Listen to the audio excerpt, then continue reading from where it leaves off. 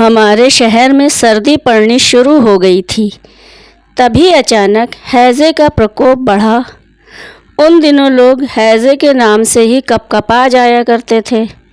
पड़ोस के किसी घर में अगर हैज़ा हो गया तो लोग मोहल्ला तक छोड़कर भाग जाते थे। लाश जलाने के लिए आदमी का मिलना मुश्किल हो जाता। लेकिन उस समय भी हमारे बीच एक ऐसा आदमी था जिसे इस काम के लिए किसी प्रकार की आपत्ति नहीं थी।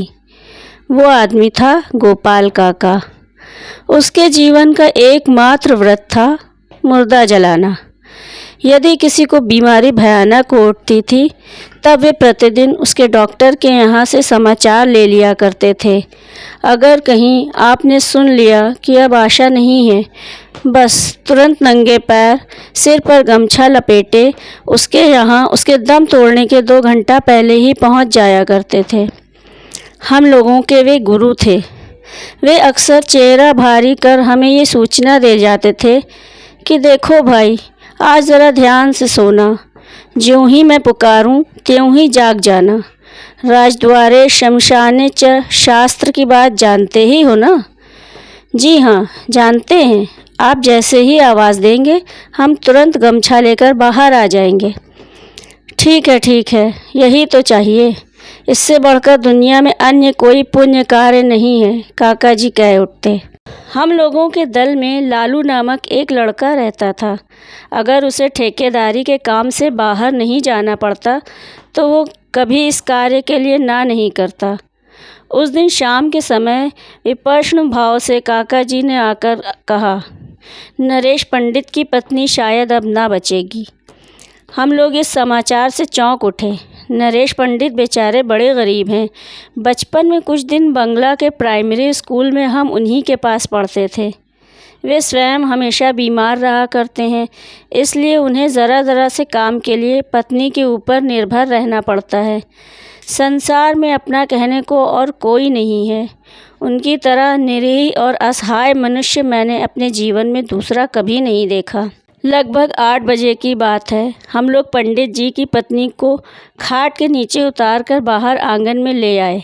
पंडित जी करुण मुद्रा में एकटक लाश की ओर देखते रहे। उस दृष्टि की तुलना संसार में किसी भी उपमा से नहीं की जा सकती। इस दृष्टि को यदि एक बार देख लिया जाता तो सारे जीवन में कभी नहीं भुलाया जा सकता।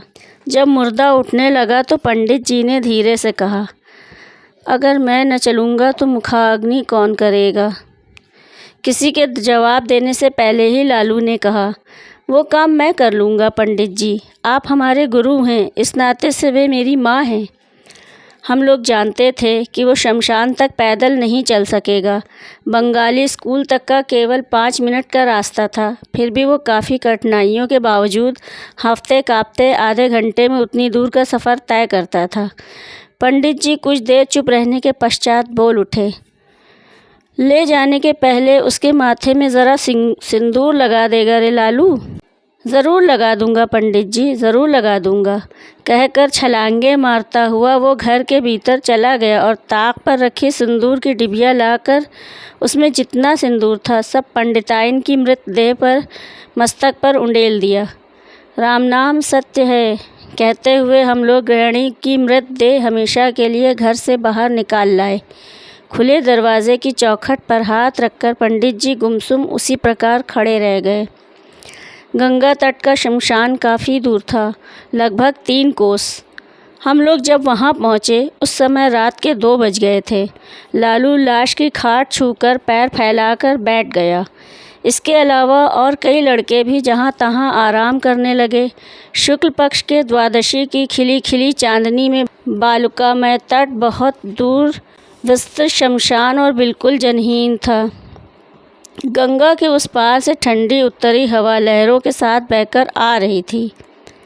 वे लहरें आकर लालू के पैरों से टकरा रही थीं। जलाने वाली लकड़ी शहर से बैलगाड़ी पर आती है, पता नहीं कब तक आएंगी। यहाँ से 1 मील की दूरी के रास्ते पर डोम लोगों का मकान है। आते समय हम लोगों ने उसे आने के लिए कह दिया था, पता नहीं वो कब तक आएगा। अचानक गंगा के उस पार के छोर से एक गहरे काले रंग का बादल उत्तरी हवा के झोंके खाकर तेज़ी से इस पार की ओर आने लगा। ये दृश्य देखकर गोपाल काका ने डरते हुए कहा, लक्षण अच्छा नहीं दिख रहा है रे, पानी बरसेगा ज़रूर।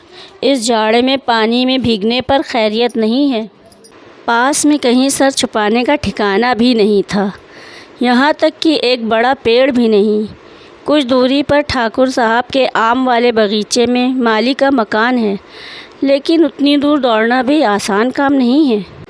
देखते देखते आकाश अंधकारमय हो गया, चांदनी तो बिल्कुल गायब हो गई। उस पार से पानी बरसने की सों सों आवाज़ सुनाई देने लगी। धीरे धीरे वो आवाज़ पास आ गई।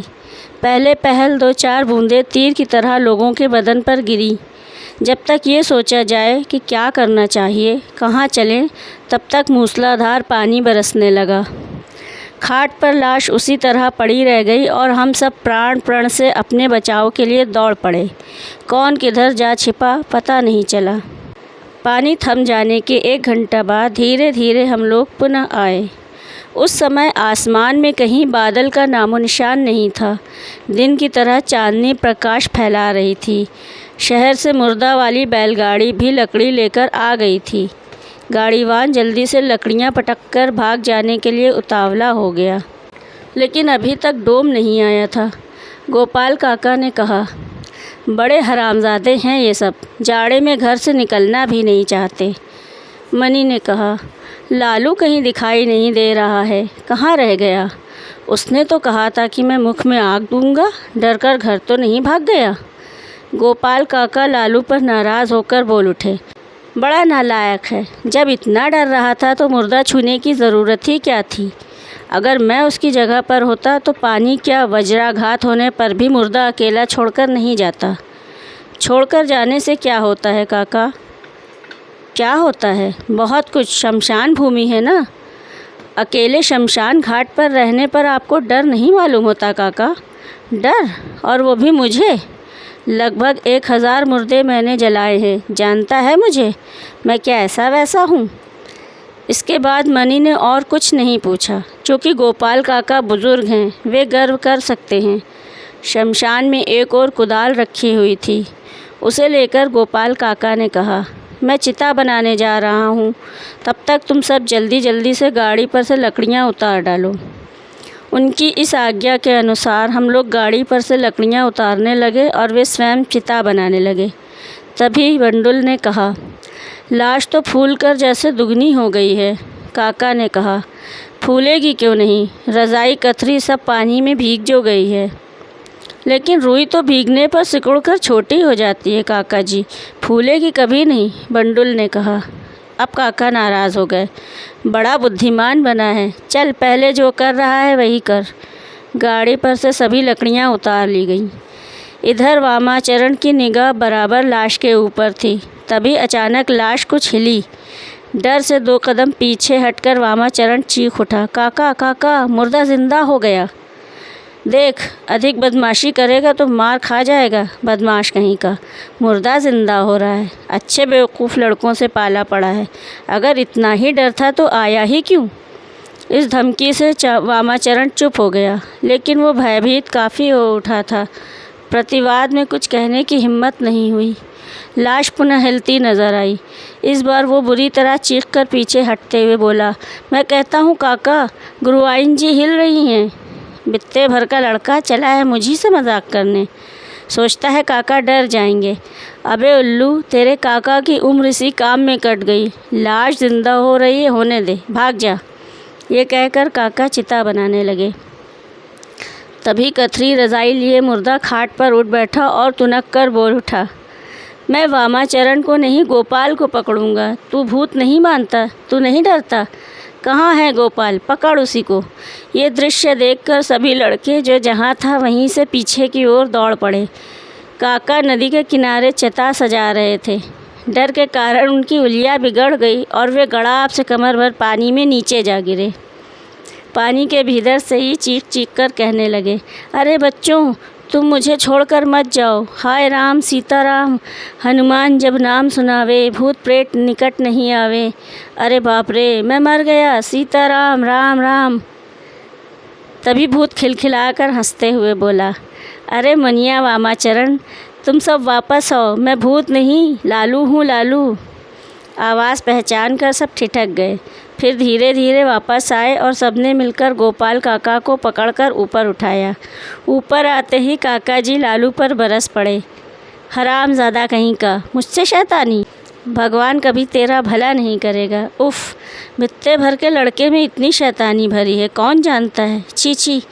कहने को तो वह कह गए, लेकिन ये समझ गए कि लालू मुझसे कहीं हिम्मत वाला लड़का है। इस शमशान भूमि पर अकेले हैज़े के रोगी की बगल में सोना मामूली बात नहीं है। लालू ने कहा, पानी बरसने की वजह से तुम सब तो भाग गए, और मैं कैसे भाग जाता। मुर्दा अकेला छोड़कर नहीं जाना चाहिए। फिर मैंने ही मुर्दा छुआ था, सोचा कहाँ छिप जाऊँ, बस लाश की बगल में कथरी ओढ़कर सो गया। इसके अलावा कोई चारा भी तो न था। सभी एक बारगी हंस पड़े। काका जी मन ही मन लालू की हिम्मत की प्रशंसा कर रहे थे। जब हम लाश जलाकर घर की ओर लौटे, उस समय सुबह हो गई थी। आप सुन रहे थे शरत चंद्र की रचना लालू की शैतानी।